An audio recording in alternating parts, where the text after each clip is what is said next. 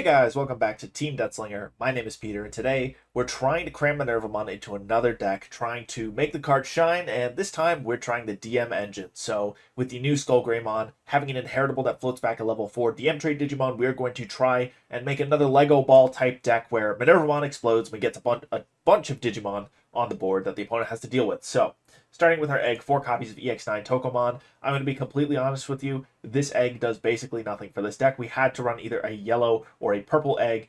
Neither of them do really anything, but if this Digimon with a face down Digivolution card would Digivolve into a version 3 trait Digimon, reduce the cost by 1, there's only one instance where this egg can do something, and that is with this EX9 Kunemon here. It has training and piercing, so you can use training with the Kunemon to get a source underneath it, and you can see an Ogremon over there that you will be able to Evo into with the cost reduced by 1.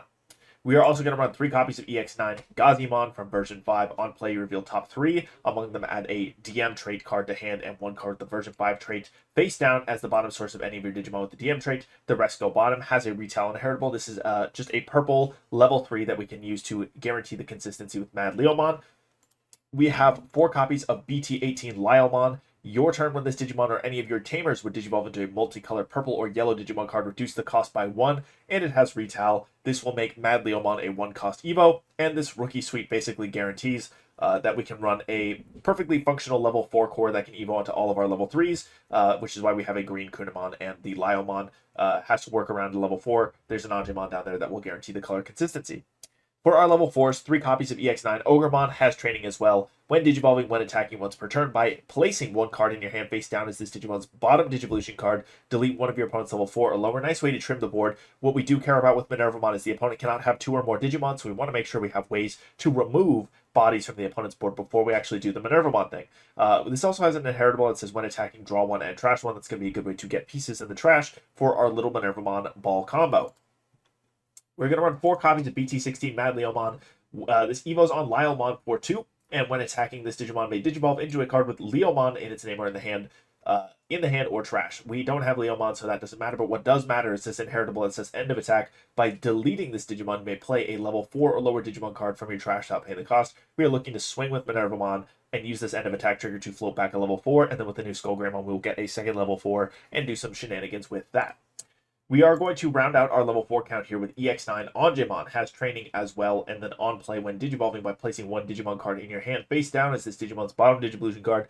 Give one of your opponent's Digimon security attack -1 and -3k DP until their turn ends. The on-deletion effect for this card is if you have 3 or fewer security cards, you recover 1. So now we're starting to get a couple more tools in this set to let us do things on deletion with Minervamon aside from just play bodies. Having recovery +1 is great. Actually, if we get to our second stack, we'll be able to recover some security back when the opponent's clapping back, because they're not just going to sit there and let us pop a Minervamon stack on them. They're going to be hitting us, and this is going to make sure we have some longevity in the game since we are playing a little bit of a weaker boss monster. Moving on to level 5s, 2 copies of the classic Lucemon Chaos mode. Since this deck centers around Minervamon, we're not trying to Merva or Anubismon or anything like that. We are running the Lucemon Chaos mode. This is a 14 cost to play, and your Lucemon can Evo into this. We don't have Lucemon. For every 10 cards in trash, you reduce the cost when playing this card from your hand by 3. We won't really do that either. We will be looking to float this back with Minervamon, and on play, you'll be able to delete one of your opponent's Tamers or level 6 Digimon.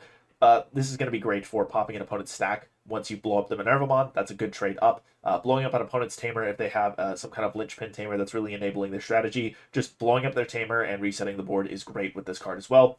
2 copies in this deck to make sure that we don't just cycle our only copy underneath the source as a face down card. We want to make sure that we have multiple so that we can actually see it and not just lose it under sources. We're going to run 4 copies of the new EX9 SkullGreymon. Evo's on any DM trait for 3, so we're not worried about the colors here. On play and when Digivolving for each of this Digimon's face down Digivolution cards, you trash the top card of your deck. Then you may return a DM trait Digimon card from your trash to the hand. That's going to be excellent for getting pieces in the trash as well. And then on deletion, you can play a level 4 or lower DM trait Digimon card from your trash without paying the cost. The inheritable does the same thing. So if you have this and MadLeomon in your stack, you're going to be able to get 2 level 4s back once you blow up the stack, not counting what Minervamon floats back as well. We're also going to run 2 copies of the Digitamamon. This is the other purple level 5 in the set. Has Scapegoat. We don't have a version 4 trait to Evo into this, so that part of the effect doesn't matter. But when Digivolving and when attacking by trashing this Digimon's bottom face down Digivolution card, you can play a play cost 4 or lower DM trait Digimon card from your hand without paying the cost. So now we can actually float back a small body that will enable the Alliance ability underneath the stack, and Minervamon will be able to swing in pretty safely for 2 checks. We're going to round out our level 5 count with 2 copies of Kimeramon. Like I said, we can float back 2 level 4s on the stack here, so having a Kimeramon to DNA into after you float back 2 level 4s is going to be amazing. It's extra damage depending on how far along you are in the game, or it's another stack to build. You can put a MadLeomon right back underneath this and evo this right back into Minervamon to basically redo your combo as much as you have this card in your hand. We're moving on to level 6's 4 copies of Minervamon from BT10. If you've never seen this card before, which I would not blame you if you have not, has retail. Opponent's turn. When an opponent plays a Digimon, you may play a level 4 lower purple Digimon card from your trash without paying its play cost. That's going to be amazing because we can get back more bodies on the board, despite the fact that we might need to use them to DNA into the Kimeramon. This just produces extra bodies if the opponent's playing things. Lots of cards have ways to float back bodies nowadays, so this actually is going to trigger more often than you think it will. On deletion, if your opponent has 2 or fewer Digimon to play, you may play a purple level 5 or lower Digimon card or 1 Minervamon from trash without paying the cost. In this deck, we are mostly looking at playing back the Lucemon Chaos Mode that we talked about earlier. SkullGreymon is a valid target for that as well. I don't really like playing back the Digitamamon because it doesn't have all play, but if you can help it, you are trying to play back the Lucemon Chaos Mode, plus your 2 level 4s. Now you have a level 5 on board, you have 2 level 4s, you can DNA the level 4s into a Kimeramon, and then evo one of those 2 into Minervamon again. There's just a lot of gas to be had with this deck, and if you blow up whatever the opponent's stack is with the Lucemon Chaos Mode, they're kind of not in a position to answer 2 level 4s and a level 5 on the board. You just have all the lead you could ask for to play with. We are also going to run 2 copies of Ophanimon Falldown mode. This deck is all about deleting your own stuff to gain advantage. This Digimon is a great way to do that. When Digivolving, if this Digimon has a purple card in its sources, you delete a level 4 or lower. That's an okay effect. If this Digimon has a yellow card in its sources, you recover 1. Very, very likely because we have the Angemon, we have the Liollmon, and as long as you have promoted a stack, you have the Tokomon egg, which is yellow as well. So you actually should be able to recover whenever you evo into this. On deletion, you can play a purple or yellow level 4 lower Digimon card from your trash without paying its cost. So what we're primarily using this for is it's a great avenue into Ruin mode, and it just recovers you 1 for your troubles. If you have this and you don't get into Ruin mode with it, you do just get to float back a body when it dies as well, along with the level 4 from MadLeomon and the level 4 from SkullGreymon. So this is still going to get you lots and lots of bodies on the board.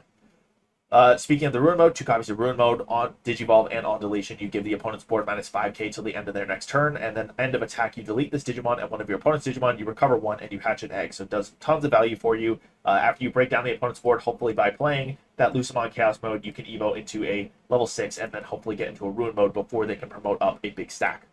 We're going to run 2 copies of Pandemonium Flame. You can delete one of your opponent's Digimon to delete one of your... you can delete one of your Digimon to delete one of your opponent's unsuspended Digimon with a level less than or equal to the deleted Digimon's level. If you can't get in safely with Minervamon, this is a basically free gimme card. You just blow up your Minervamon, you blow up your opponent's Digimon. This works great, especially if they have 3 Digimon on the field, because you bring them down to 2 Digimon by deleting both bodies with this card, and then you float all your bodies with Minervamon, and you are in business. We're going to run 3 copies of the Amber Memory Boost. This is kind of our best search option in this deck. It's going to find us everything except for the Kimeramons and our Kunemons here. Everything else is purple or yellow, so you will be able to grab it with the Amber Memory Boost. Good way for us to gain memory because we're not running a memory setter in this deck. None of them felt great, and I didn't like the idea of just shelling out for memory for a Tamer. That doesn't really do much for us. I'm running 2 copies of ST6 Matt Ishida. Your turn, when one of your Digimon is deleted, you may suspend this Tamer to gain memory. I'm sure there's plenty of other things you can run in this slot if you want to. There's all kinds of cards that put extra sources under your DM trade Digimon that you are welcome to run. There's the new Analog Youth that fits well, but in my experience, this card is so cheap and you pop your stack so much that you're just gaining free value off this card pretty consistently, especially in line with the Analog Youth. I just like it. It feels good. So if you prefer something else in this slot, feel free to run it. I would not blame you, but this is what I'm running, and I think it's fun. So speaking of the Analog Youth, 3 copies of EX1 Analog Youth, not EX9. On play, reveal top 3, add a card to your hand, trash the rest, and when one of your level 5 or higher's are deleted, you get to gain a memory and hatch an egg by suspending this Tamer. Needless to say, the synergy with Minervamon and ShineGreymon Ruin Mode is insane. The more of these you stack up, the more memory you're going to get just for doing your Minervamon combo. And if you get any of these Matt Ishidas on board, you are just kind of in business raking in the memory. And it can get really annoying for your opponent really fast as you're spewing out bodies with Minervamon, recovering security with the Ophanimon Falldown mode and the Angemon, and then potentially locking them out with the Ruin mode. So that's what I'm doing with Minervamon in EX9. Let me know what you guys think in the comments down below. Are you doing anything with this card still, or are you playing something else? Thank you guys for watching. Have a great day. Thank you to our channel members for supporting this channel. It's people like Langlong, Big Z11, Coffee Deus, and Digidane who make videos like this possible.